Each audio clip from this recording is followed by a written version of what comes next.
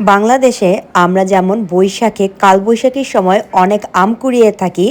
জাপানে তো আর আম গাছ হয় না, তাই আমাদের বাড়ির পাশে যে কমলা বাগান আছে সেইখানে ঝড়ে প্রচুর কমলা ঝরে পড়েছিল। তাই বাবা আর মেয়ে মিলেই সেই কমলাই কুড়াতে গিয়েছিল। আর জাপান এমন একটা কান্ট্রি যেখানে অঝরে অঝরে কমলা ঝরে পড়ে থাকলেও কেউ নিতে আসবে না। তাই আপনাদের যদি কারো কমলার দরকার হয় অবশ্যই আমাকে ইনবক্স করতে ভুলবেন না। নমস্কার সবাইকে।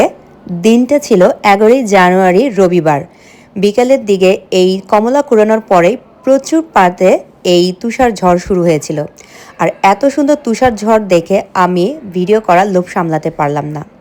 আমরা আমাদের দেশে যেমন বৃষ্টির দিনে খিচুড়ি ডিম ভাজা করে থাকি, তাই আমিও বাড়িতে ফিরে চটজলদি উপকরণ দিয়ে বানিয়ে নিলাম ভুনা খিচুড়ি, ডিম ভাজা, স্যালাড আর পায়েস।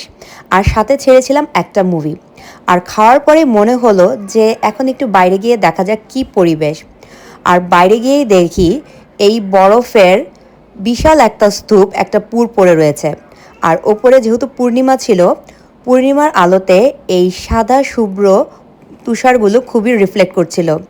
এত সুন্দর দৃশ্য আমার অ্যাকচুয়ালি আমি সুন্দর মতো ভিডিও আর ফটো তোলার লোভ সামলাতে পারলাম না। কালকে সকালে আবার কি টাইপের তুষার ফল বা কী হচ্ছে এইটা দেখার জন্য অবশ্যই চিনামিনি নিপ্পনের ইউটিউব পেজে চোখ রাখুন। ধন্যবাদ সবাইকে।